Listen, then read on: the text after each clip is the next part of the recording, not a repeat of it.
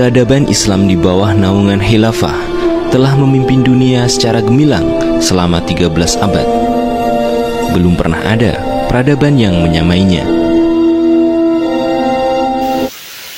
Bismillahirrahmanirrahim. Assalamualaikum warahmatullahi wabarakatuh.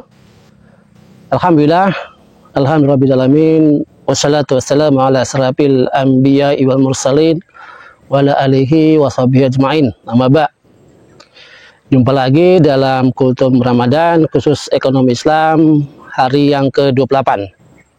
Kali ini kita akan mengkaji tentang fiat money atau uang kertas. Fiat money adalah alat penjajahan dan merampok harta kekayaan manusia. Nah, saudara sekalian, uang adalah alat tukar yang semestinya berfungsi sebagai substansinya gitu. Dilihat dari faktanya, uang adalah standar. Ya, sekali lagi saya ulang, uang adalah sebuah standar kegunaan untuk menilai atau memperkirakan barang dan tenaga manusia atau jasa manusia. Nah, dari sini bisa kita perkirakan bahwa uang merupakan alat tukar yang sangat penting dalam interaksi sesama manusia. Misalnya, harga adalah standar untuk menilai atau memperkirakan sebuah barang. Dan upah adalah standar atau perkiraan manusia terhadap jasa atau tenaga manusia yang dikerahkan atau dicurahkan untuk melakukan suatu aktivitas tertentu. Nah, dalam hal ini saham dan sekuritas bukanlah termasuk dalam kategori uang. Perkiraan nilai barang dan jasa ini di setiap negeri tentunya akan berbeda-beda dan dinyatakan dalam bentuk satuan-satuan tertentu. Nah, satuan-satuan inilah yang menjadi standar yang dipergunakan untuk mengukur sebuah kegunaan barang atau tenaga atau jasa manusia. Nah, satuan-satuan inilah yang menjadi alat tukar yang kita istilahkan dengan medium of change dalam ilmu ekonomi. Nah, satuan-satuan inilah yang kemudian yang kita sebut dengan nama uang. Nah, berikutnya bagaimana Islam memandang standar uang? Bagaimana Islam menilai sebuah perkiraan atau kegunaan dari barang dan jasa itu digunakan istilah uang ini? Dalam Islam, satuan uang apakah ada patokan tertentu? Ya, misalnya dalam bentuk logam, kertas, atau sebagainya gitu. Nah, dalam Islam telah memberikan satu standar untuk menilai sesuatu itu layak disebut dengan uang. Ada dua kategori mutlak yang harus dimiliki sesuatu itu disebut dengan uang. Pertama, ya, nilainya stabil. Dan kedua, disenangi oleh seluruh manusia tanpa terkecuali. Islam telah menentukan satuan baku dalam menentukan sebuah satuan mata uang, yaitu emas dan perak. Dan ini berlaku umum untuk seluruh kaum muslimin. Nah, bagi kita sebagai kaum muslimin, selayaknya lah mengikuti apa yang telah ditetapkan oleh syariat Islam terkait dengan satuan mata uang ini. Jadi jelas satuan mata uang dalam Islam adalah emas dan perak. Apa dalilnya? Berikut kita akan bahas dalil kenapa emas dan perak dijadikan sebagai satuan mata uang dalam Islam. Pertama, dalilnya adalah penetapan dari Rasulullah SAW yang telah menetapkan bahwa mata uang adalah emas dan perak. Rasulullah hanya menjadikan emas dan perak sebagai satuan mata uang dalam syariat Islam. Nah, standar barang dan tenaga ini akan dikembalikan kepada standar emas dan perak tersebut. Nah, beliau juga telah menetapkan standar uang ini dalam bentuk pertama, uqiyah, kedua, dirham, ketiga, danik, keempat, kirot, kelima, miskol, dan keenam, dinar. Nah, inilah satuan-satuan mata uang yang berbasis emas dengan perak yang menjadi satuan atau patokan dasar dalam sistem moneter, sistem keuangan ekonomi Islam. Rasulullah SAW telah menetapkan dan menentukan satuan berat emas dan perak dengan mengikuti timbangan dari penduduk Mekah. Nah, dalam hal ini setelah kita meneliti kembali, berat timbangan uang dalam Islam akan nampak jelas satuannya. Satu uqiyah menurut ukuran syariah adalah sama dengan 40 dirham. Satu dirham sama dengan 6 danik. Satu dinar sama dengan 20 kirot. Dan 10 dirham sama dengan 7 miskol. Nah, semua ini merupakan penetapan yang telah ditetapkan oleh Rasulullah SAW. Yang kedua adalah Islam telah mengkaitkan emas dan perak dengan hukum-hukum yang bersifat baku dan tidak berubah-ubah. Ya, terkait dengan diat. Kenapa bisa seperti itu? Karena diat dalam syariat Islam berpatokan kepada emas dengan perak. Dalilnya adalah hadis riwayat An-Nasa'i dari Amru bin Hazim radhiyallahu anhu. Rasulullah SAW menyatakan hal ini dalam surat beliau yang dikirim kepada penduduk Yaman, ya, yang berbunyi sebagai berikut. Wa anna fi nafsid diyatan mi'atan minal ibli wa ala ahlil jahabi alfu dinarin. Artinya, di dalam pembunuhan jiwa itu terdapat diat atau denda berupa 100 ekor unta. Dan atas pemilik emas ada kewajiban sebanyak 1000 dinar. Nah, dari hadis ini jelas bahwa ada perkataan 1000 dinar sebagai patokan untuk membayar diat terkait dengan pembunuhan. Nah, ini menjadikan apa? Dinar atau emas merupakan patokan sebagai satuan untuk membayar diat pada kasus pembunuhan ini. Dalil ketiga adalah hukum-hukum terkait dengan pertukaran mata uang atau money changer yang terjadi dalam transaksi uang hanya dilakukan dengan emas dengan perak. Semua transaksi dalam bentuk finansial yang dinyatakan dalam Islam hanya menggunakan emas dan perak. Dalilnya adalah hadis riwayat dari At-Tirmidzi yang berbunyi sebagai berikut.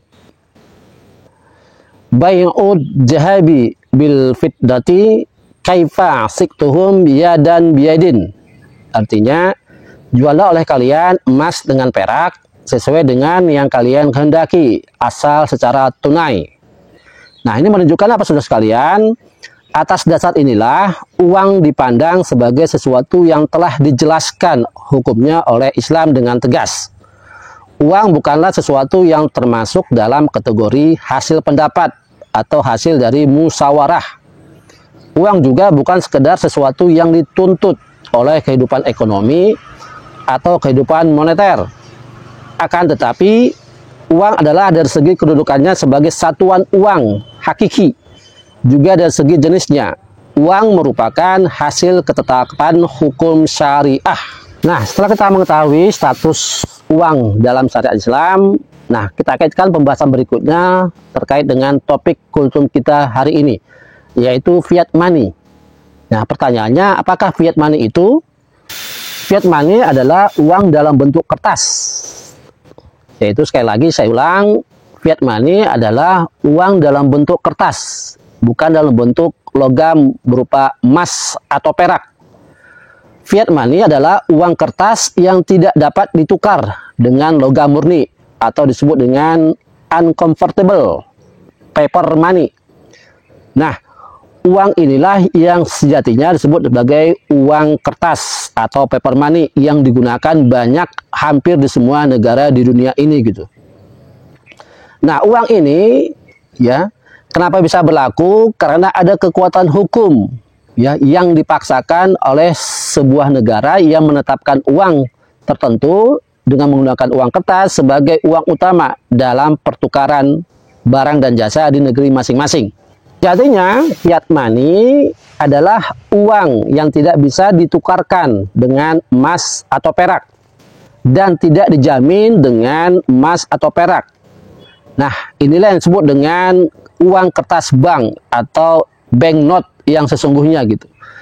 Jadi dalam arti ini, kalau kita bandingkan dengan uang yang hakiki dalam Islam, yaitu emas dan perak, uang kertas ini sama sekali tidak mempunyai nilai atau tidak mempunyai harga. Hanya berupa catatan-catatan dalam bentuk kertas, tapi telah dikuatkan dengan undang-undang yang dikeluarkan oleh sebuah negara sehingga bank yang mengeluarkan uang tersebut mempunyai kekuatan hukum. Agar kertas ini bisa bernilai, maka dibuatlah undang-undang agar kertas tersebut mempunyai nilai tertentu sehingga bisa berfungsi sebagai alat tukar dalam transaksi perdagangan misalnya, atau dalam transaksi jual beli dan sebagainya gitu. Artinya esensinya adalah kertas yang diuangkan. Nah, seperti itulah kata yang tepat untuk mengatakan fiat money ini. Jadi sekali lagi saya ulang, kertas yang diuangkan. Nah, karena negara yang menjamin sebagai institusi yang berwenang dalam mengatur keuangan dalam sebuah negara, maka uang ini dipaksakan berlaku kepada masyarakat. Ya, sekali lagi saya katakan bahwa uang kertas ini dipaksakan berlaku untuk kepentingan alat tukar yang dipaksakan kepada masyarakat umum. Inilah hakikat sebagai uang yang sesungguhnya, apa yang disebut dengan fiat money atau uang kertas yang selama ini kita gunakan.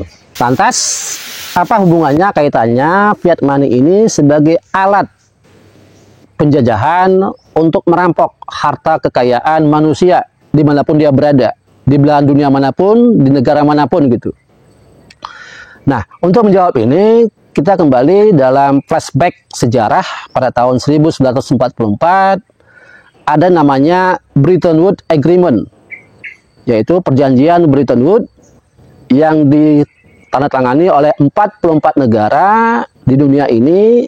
Perjanjian Bretton Woods ini diprakarsai oleh negara-negara pemenang Perang Dunia Kedua, yaitu Amerika Serikat, Inggris, dan Prancis. Nah, tiga negara besar inilah yang mengatur sesungguhnya bagaimana penggunaan mata uang kertas ini atau fiat money ini gitu. Nah, dalam perjanjian ini ditetapkan bahwa mata uang internasional yang digunakan dalam perdagangan internasional adalah dolar Amerika Serikat. Tapi dengan catatan, dolar Amerika Serikat ini harus dikaitkan atau di-underlying atau di-backup oleh emas. Dengan catatan, satuan mata uang internasional ini yang ditetapkan adalah dolar Amerika Serikat, ya, tetapi tetap dikaitkan dengan emas, ya, dengan satuan 1 ounce emas sama dengan 35 dolar Amerika Serikat. Nah, sistem ini, ya, baru berlaku secara totalitas pada tahun 1958. Secara totalitas, perjanjian Bretton Woods ini bisa diimplementasikan pada tahun 1958. Dengan patokan 1 ounce emas setara dengan 35 dolar Amerika Serikat. Nilai menjadi patokan mata uang dolar sebagai mata uang internasional yang dipakai dalam hubungan luar negeri atau perdagangan luar negeri sebagai patokannya. Nah, sementara mata-mata uang negara-negara lain itu dikaitkan atau ditautkan dengan dolar Amerika Serikat. Nah, sampai tahun 1971, sistem ini masih tetap berjalan. Tapi cepat atau lambat, akhirnya negara-negara dunia mengetahui bahwa Amerika Serikat ternyata tidak mempunyai cadangan yang cukup untuk membackup setiap pencetakan atau pengeluaran dolar di seluruh dunia gitu. Nah, pada tahun 1971, Presiden Richard Nixon, ya, mengambil keputusan, ya, mengakhiri perjanjian Bretton Woods ini dengan menjadikan dolar Amerika Serikat lepas atau tidak dikaitkan lagi dengan emas. Nah, semenjak tahun itulah sampai sekarang dolar Amerika Serikat merajai, ya, sebagai mata uang internasional yang paling utama, tapi tanpa didukung atau tanpa di-backup oleh emas. Dan apa akibatnya kalau dolar Amerika Serikat tidak dikaitkan lagi atau di-backup oleh emas dan perak? Ini menjadikan The Fed atau bank sentralnya Amerika Serikat dengan sesuka hatinya, ya, bisa mencetak dolar sesuai dengan kepentingannya gitu. Jadi dolar Amerika Serikat inilah sejatinya sebagai alat penjajahan. Ya, kenapa sebagai alat penjajahan? Karena mendominasi nilai tukar mata uang di seluruh dunia, gitu. Ya, bayangkan saudara sekalian, ya, kertas yang dijadikan uang oleh The Fed itu sama dengan kertas uang yang digunakan oleh seluruh dunia. Tapi faktanya, kenapa nilai tukar dolar selalu lebih tinggi dibandingkan mata uang yang lain? Nah, inilah yang menjadi pertanyaan berikutnya gitu. Ya, kenapa dolar Amerika Serikat ya menjadi dolar mata uang yang paling utama di dunia dengan kurs yang sangat kuat. Sementara negara-negara yang lain, misalnya Indonesia, ya, rupiah sebagai mata uang Indonesia itu sangat lemah kalau dibandingkan dengan mata uang dolar gitu. Nah, disinilah ya alat penjajahan tadi terbukti sudah sekalian gitu. Indonesia yang kaya dengan sumber kekayaan alamnya ya bisa dikuras dengan harga yang murah hanya menggunakan kertas ya. Sekali lagi saya ulang, hanya menggunakan kertas. Ya, sumber daya alam kita dikuras oleh Amerika Serikat. Ya, contoh nyata adalah Freeport. Ya. Freeport adalah tambang emas terbesar di dunia. Nah, berikutnya lagi tambang-tambang minyak, ya, tambang-tambang batu bara. Ya, Amerika membeli itu semua dalam bentuk dolar. Sementara dolar itu hanya apa? Uang kertas yang dijamin oleh The Fed. Sementara tidak ada backup emas atau perak dalam satuan dolar tersebut. Jadi jelas saudara sekalian bahwa fiat money atau uang kertas yang selama ini kita gunakan sesungguhnya hanyalah permainan saja. Ya, sekali lagi saya ulang, hanya permainan, ya, hanya permainan negara-negara besar, ya, terutama Amerika Serikat yang mendominasi dengan dolarnya gitu. Nah, pertanyaan berikutnya gitu, kalau sudah kita mengetahui seperti ini faktanya, apakah kita masih terus menggunakan fiat money ini yang sesungguhnya telah menguras harta kekayaan kita? Ya, bukan hanya kita, ya, harta kekayaan manusia sekalipun dimanapun dia berada gitu. Ini artinya apa saudara sekalian? Sistem ekonomi kapitalisme yang dimotori oleh Amerika Serikat dengan menggunakan uang kertas atau fiat money, hakikatnya bukanlah uang. Ya, sekali lagi saya mengatakan, fiat money adalah sesuatu yang bukan sejatinya bukan uang gitu. Uang sesungguhnya adalah emas dengan perak. Ya, sekali lagi saya ulang, uang sesungguhnya adalah emas dan perak, bukan uang kertas. Ya. Sekali lagi bukan uang kertas gitu. Nah, inilah yang menjadi pertanyaan kita berikutnya gitu. Ya, kenapa ya negara-negara dunia masih menggunakan uang kertas padahal uang tersebut sesungguhnya bukan uang hakiki gitu. Itu hanya uang-uangan. Ya, hanya kertas ya yang diuangkan oleh sebuah negara dalam bentuk undang-undang yang dijamin gitu. Baik, demikian ya kurikulum kita hari ini, semoga mencerahkan. Demikian, terima kasih. Assalamualaikum warahmatullahi wabarakatuh.